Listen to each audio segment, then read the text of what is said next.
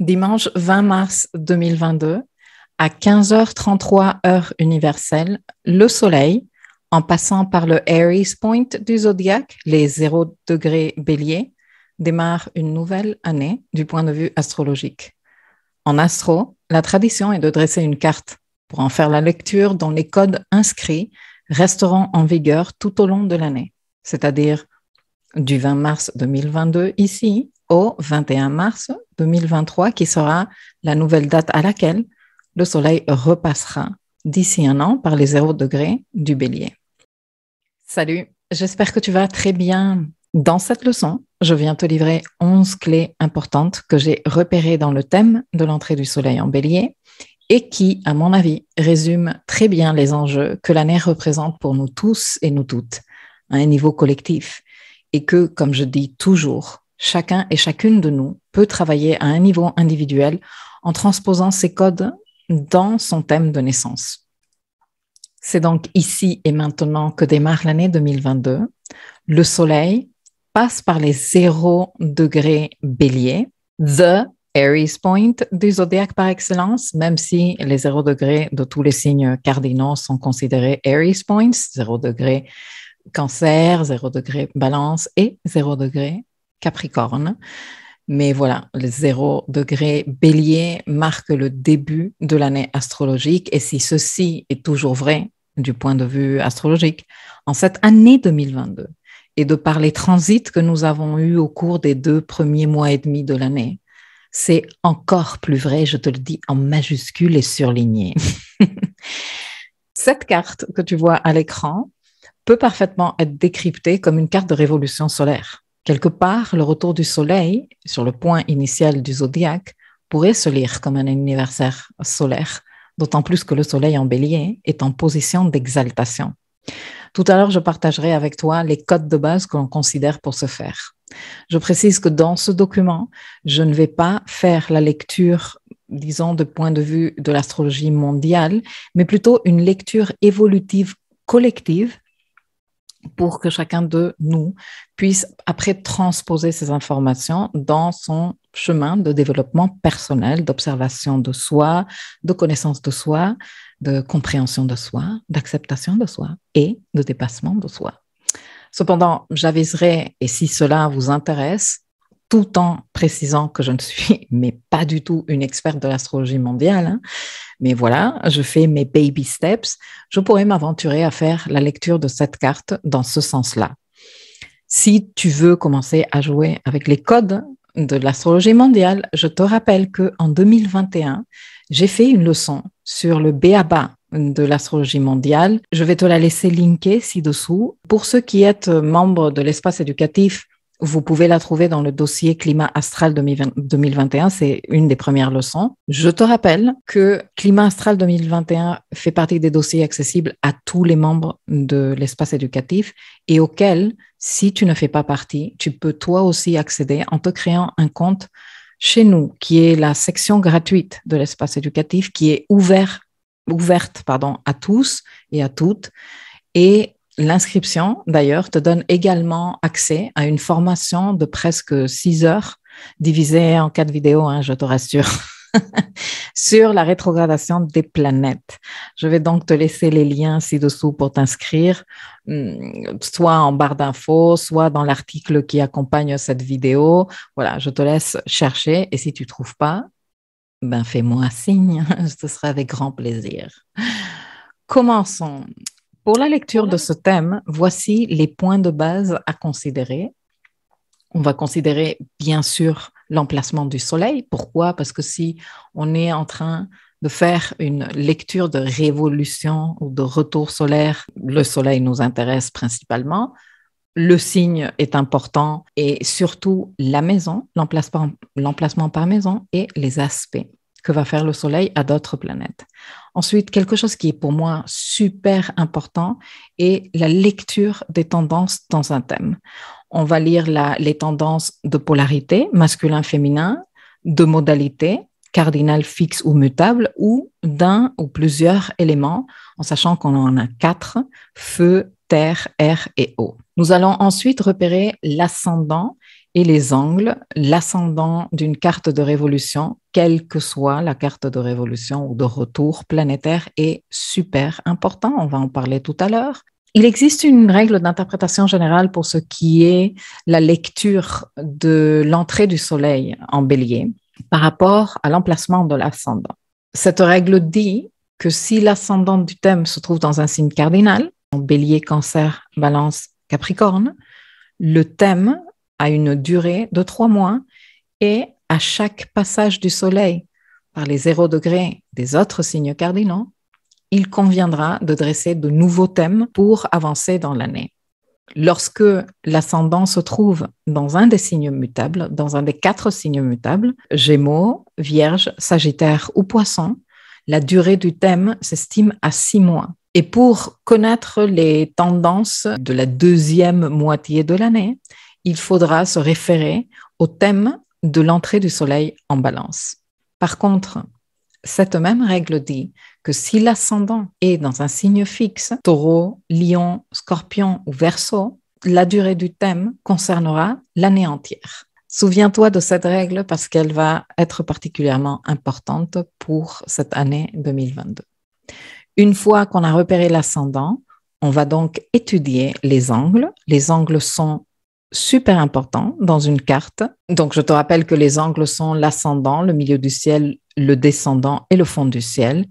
Toute planète en conjonction à un des angles, avec un orbe d'entre 3 et 5 degrés maximum, est une planète qui va avoir un rôle particulièrement important au cours de cette révolution solaire. L'emplacement des planètes est donc à considérer très sérieusement, surtout si les planètes se trouvent pas loin des angles, en considérant, comme je disais tout à l'heure, un orbe d'entre 3 et 5 degrés en fonction de la planète. Plus la planète est lente, genre Pluton, un orbe beaucoup plus petit, plus la planète est rapide, voire le Soleil. Pour le Soleil, on va être plus généreux avec les orbes. Finalement, on considère les maisons. Les maisons sont lues comme des secteurs de la vie, mais dans une révolution solaire, chaque maison peut être lue comme un mois de l'année. Il y a 12 maisons qui correspondent aux 12 mois de l'année. Il convient également de superposer la carte ou de la comparer à la carte natale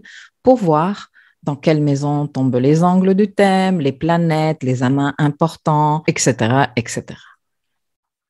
Les cartes que tu vois affichées à l'écran ont été dressées pour Greenish, heure universelle. À mon avis, c'est la plus universelle des cartes, vu qu'on va être en train de travailler ici avec les tendances pour le collectif, mais on peut dresser une carte pour chaque pays en choisissant la capitale du pays en question, à l'heure locale où le transit se perfectionne dans cette ville en particulier. Par exemple, pour le transit qui nous concerne ici, c'est-à-dire l'entrée du Soleil en Bélier en 2022, si on prend Paris comme ville de repère, le transit se perfectionne le 20 mars 2022 à 16h.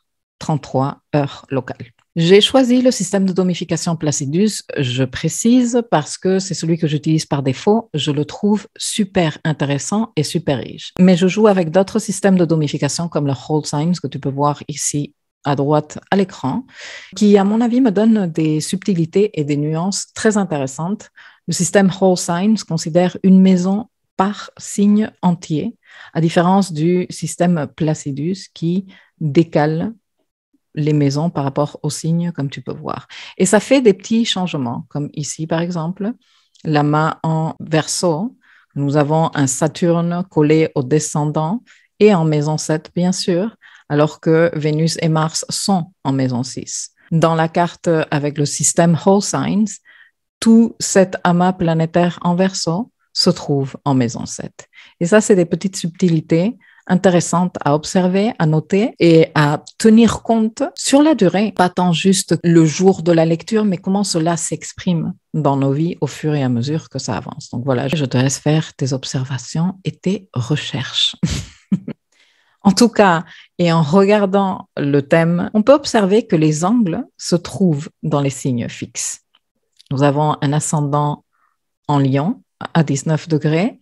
Nous avons donc un descendant en Verseau, et le milieu du ciel et le fond du ciel se trouvent dans les signes Taureau et Scorpion. Nous avons aussi une concentration planétaire importante dans le cadran sud-ouest, donc celui-ci.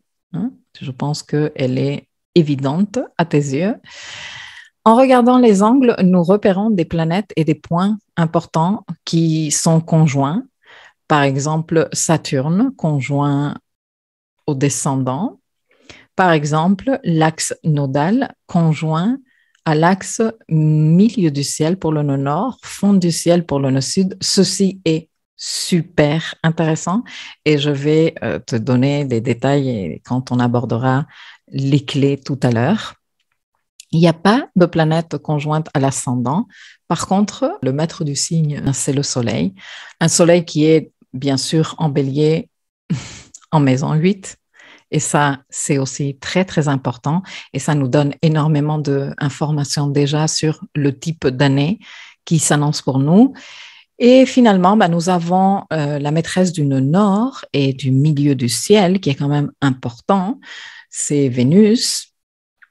Elle est en conjonction à Mars, comme tu peux voir ici. Un dernier truc que je remarque comme ça rapidement, c'est évidemment la Lune à 29 degrés Balance. Elle est chez Vénus et elle est au carré de Pluton. C'est juste trop beau et tu vas comprendre plus tard pourquoi. Je vais te l'expliquer. Et les 11 clés que nous allons aborder dans cette leçon, j'ai triché un tout petit peu parce qu'en fait, si tu remarques, il n'y en a pas 11, il y en a 12. Mais parce que le soleil, dans ce genre de thème, est une clé par défaut. C'est la clé 0. Donc, bien sûr, le soleil, l'emplacement du soleil dans une maison 8 pour nous tous en tant que travail à faire avec notre code solaire au long de l'année. Et bien sûr, les aspects du soleil, dont le sextile dissocié à Pluton. On va analyser ça en détail.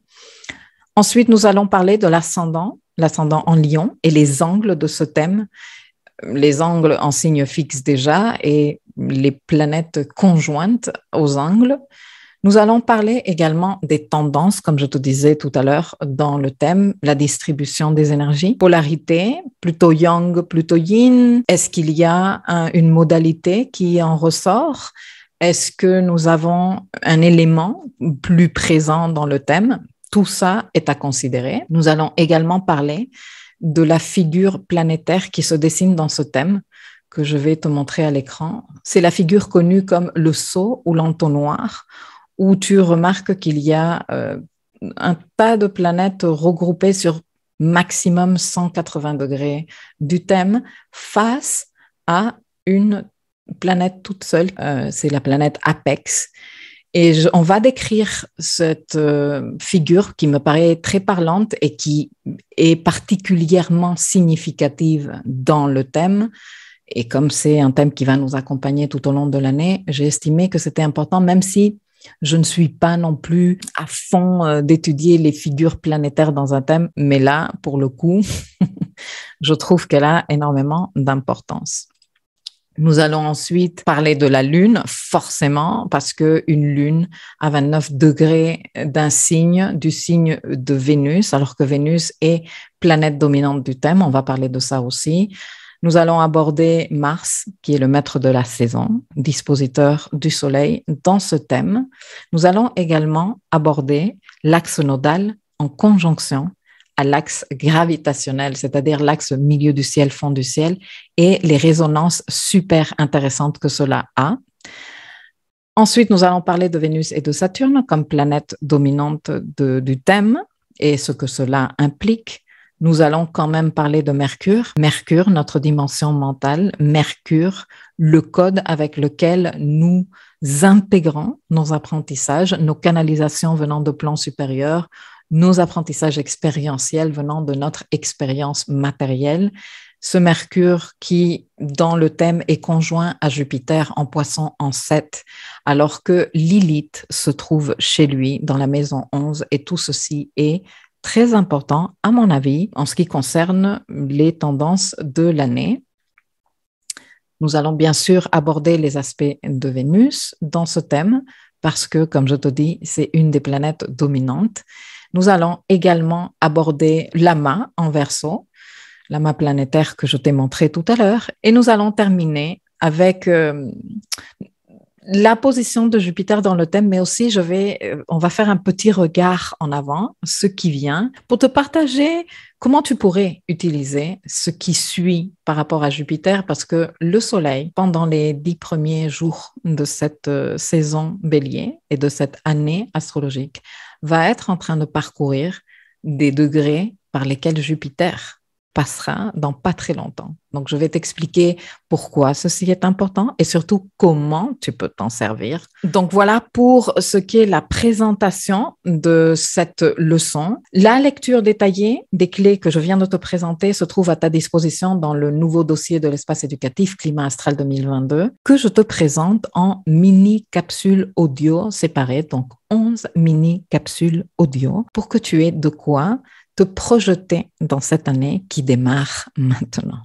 Comme je te disais tout à l'heure, tous les dossiers climat astral sont accessibles gratuitement pour toute personne ayant créé un compte chez nous, la section gratuite de l'espace éducatif qui est ouvert à tous et à toutes. Tu trouveras le lien ci-dessous et je te dis peut-être à tout à l'heure là-bas. Merci de ton temps. Belle année 2022. À nous tous et nous toutes. Et à très vite.